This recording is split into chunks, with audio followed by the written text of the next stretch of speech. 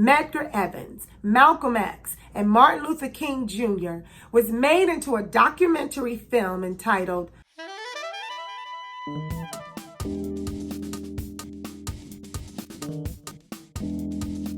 Imagination by James Baldwin. Imagination creates the situation, and then the situation creates imagination. It may, of course, be the other way around. Columbus was discovered by what he found. James Baldwin was a master with words, no matter what form we heard them in, whether they were in a poem or an essay or a novel or a play, or maybe we heard him speaking as an activist. He was skilled at describing what it was like to be Black in America. On August 2nd, 1924, James Arthur Baldwin, affectionately known to his family and friends as Jimmy, was born in Harlem, New York at a time when racism was at its worst. But he used the things that he saw and experienced, and he expressed them in his writings. The oldest of 9 siblings, he would follow in the footsteps of his stepfather, and at the age of 14, he became a youth minister. A few years later, he would leave the United States and move to Paris in 1948.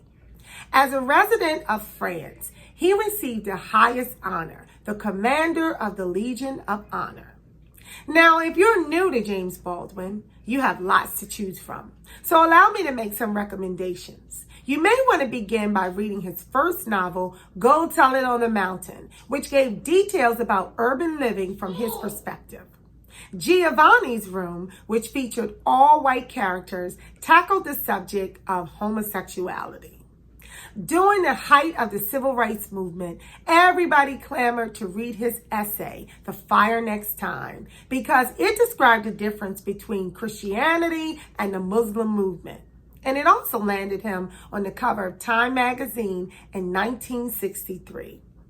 James Baldwin's novel, If Beale Street Could Talk, was made into a motion picture in 2018. 30 pages of an unfinished manuscript entitled Remember This House, which was actually the lives and the assassinations of 3 of his closest friends, Medgar Evers, Malcolm X, and Martin Luther King Jr., was made into a documentary film entitled I Am Not Your Negro. James Baldwin also went on to write several powerful essays about the Atlanta child murderers. On November 30th, 1987, James Baldwin died of stomach cancer in France and was buried in Harlem, New York. His voice would be heard as he was quoted during the protests of Freddie Gray and Trayvon Martin. James Baldwin continues to be an influence on so many playwrights and filmmakers today, such as Spike Lee, Ava DuVernay, Andre Jones, and Pamela Jones. He's also noted as being an influencer of contemporary artists such as Tupac Shakur and Kendrick Lamar.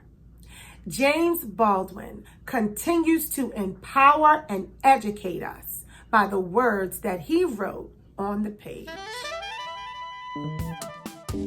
I'll tell you this. When I left this country in 1948, I left this country for one reason only, one reason. I didn't care where I went. I might have gone to Hong Kong, I might have gone to Timbuktu, I ended up in Paris, on the streets of Paris, with $40 in my pocket on the theory that nothing worse could happen to me there than had already happened to me here.